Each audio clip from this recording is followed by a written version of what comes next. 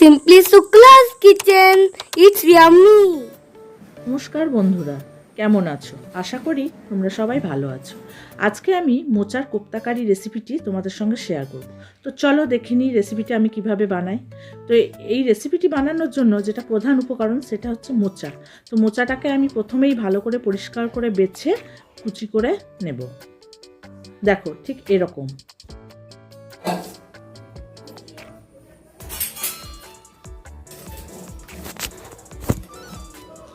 এরপর কেটে রাখা মোচাগুলোকে প্রেসার কুকারের মধ্যে দিয়ে তার মধ্যে 1 চা চামচ হলুদ গুঁড়ো ও 1 চা চামচ নুন দিয়ে সিদ্ধ করে নেব।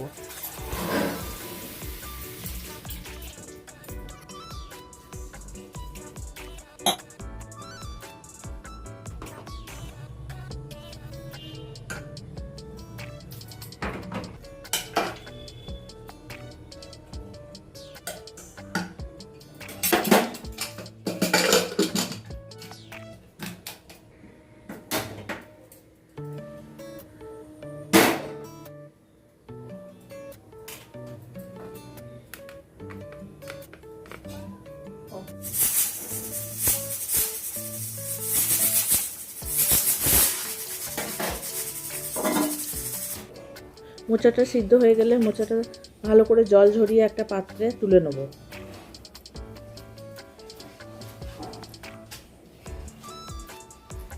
এবার আমি কোপ্তাগুলো বানাতে শুরু করব।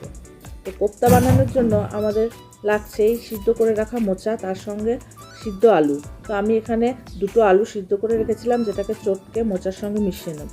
আর লাগবে বেসন।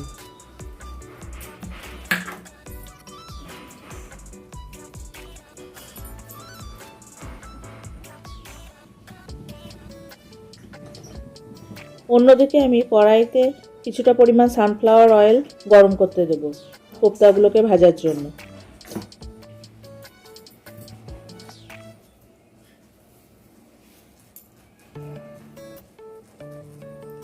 চলো এবার কোপ্তাগুলো বানাতে শুরু করি। তো সিদ্ধ মোচার সঙ্গে সিদ্ধ আলু ও কিছুটা বেসন মিশিয়ে নেব। বেসনটা দেব বাইন্ডিংয়ের জন্য। এখানে আমার 1 কাপ মতো বেসন লেগেছিল। এবার সিদ্ধ আলু, বেসন, মোচা একসঙ্গে ভালোভাবে মিশিয়ে চটকে মেখে নেব ও কোপ্তাগুলোকে বলের মতো বানিয়ে নেব।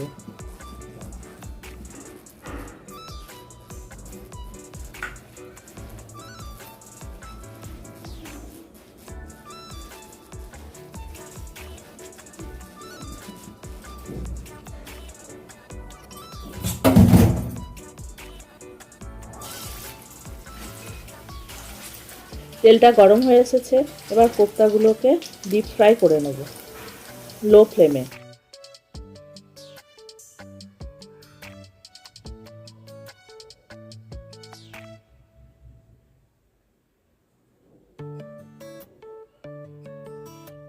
একদিক ভাজা হয়ে গেলে উল্টে দিয়ে আর একদিকটাও ভেজে নেব।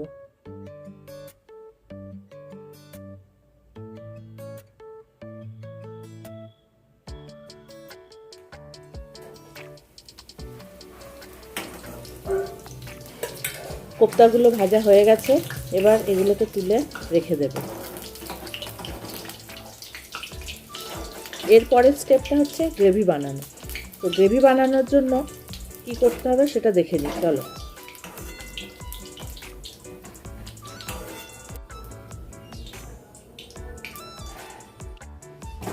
দেখো কিছুটা পরিমাণ তেল রয়ে গেছে, তো আমি ওই তেলেই গ্রেভিটা বানিয়ে নেব। তো গ্রেভির জন্য প্রথমেই গোটা গরম মশলা ফোড়ন দেবো। গোটা গরম মশলার মধ্যে আমি দিচ্ছি একটা ছোট এলাচ, দারচিনি, গোটা জিরে, তেজপাতা ও একটা শুকনো লঙ্কা। একটু নাড়াচাড়া করেই 2টো মিডিয়াম সাইজের পেঁয়াজকে ছোটো ছোটো করে কেটে নিয়েছি, সেটাকেও তেলের মধ্যে দিয়ে দেবো। পেঁয়াজটাকে ব্রাউন করে ভেজে নেব।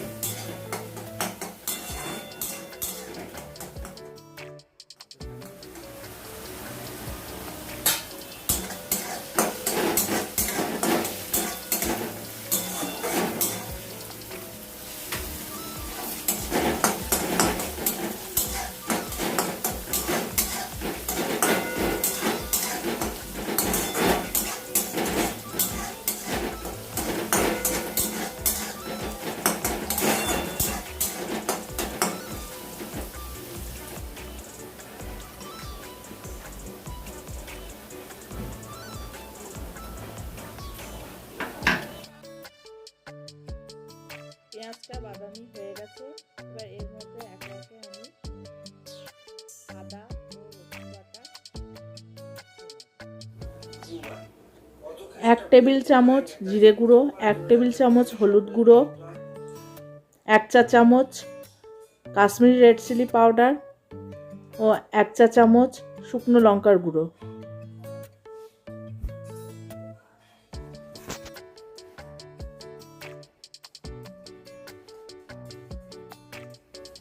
দিয়ে ভালো করে মশলাটাকে ভেজে নেব। সঙ্গে 2টো কাঁচা লঙ্কাও অ্যাড করলাম ও একটা মিডিয়াম সাইজের টমেটোকে কুচি করে কেটে নিয়ে সেটাও অ্যাড করলাম। এবার আস্তে আস্তে লো ফ্লেমে মশলাটাকে ভেজে নেব। একটু জল অ্যাড করলাম যাতে মশলাটা পুড়ে না যায়, সেই জন্য। ধীরে ধীরে মশলাটা কষাতে থাকবো। লবণ অ্যাড করলাম। লবণটা তোমরা তোমাদের স্বাদ অনুযায়ী অ্যাড করবে।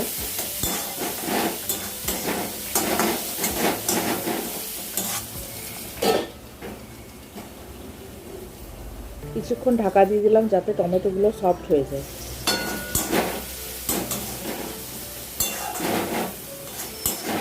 কিছুক্ষণ পর ঢাকা খুলে ভালো করে নাড়াচাড়া করে নেব মশলাটা।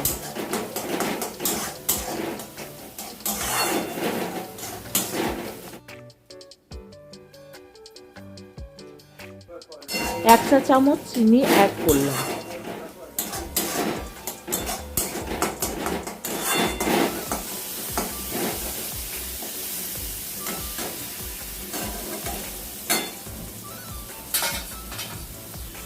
মশলা থেকে তেলটা ছেড়ে আসলে এই সময় আমি ওই মশলার মধ্যে ঈষৎ উষ্ণ গরম জল অ্যাড করব।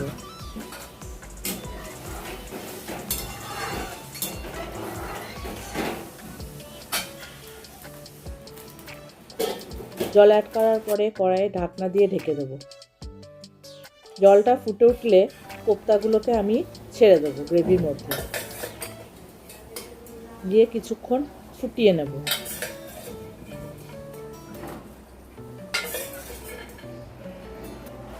মোটামুটি 10 মিনিটের জন্য ফুটিয়ে নেব।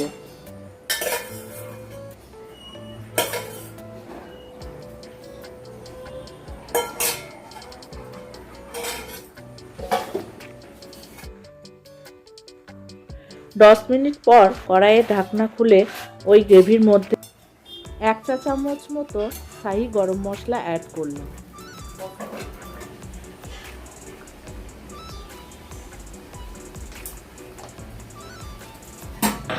গ্যাসের ফ্লেমটা অফ করে দিয়ে আমি ওই গ্রেভির মধ্যে 1 টেবিল স্পুন ঘি অ্যাড করে কড়াইয়ের ঢাকনাটা দিয়ে দেবো। কিছুক্ষণ স্ট্যান্ডিং টাইমের জন্য রেখে দেবো।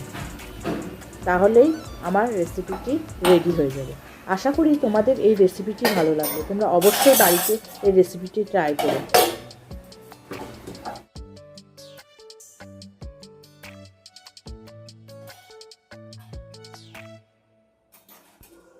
এই রেসিপিটি যদি তোমাদের ভালো লাগে তাহলে অবশ্যই একটা লাইক করো।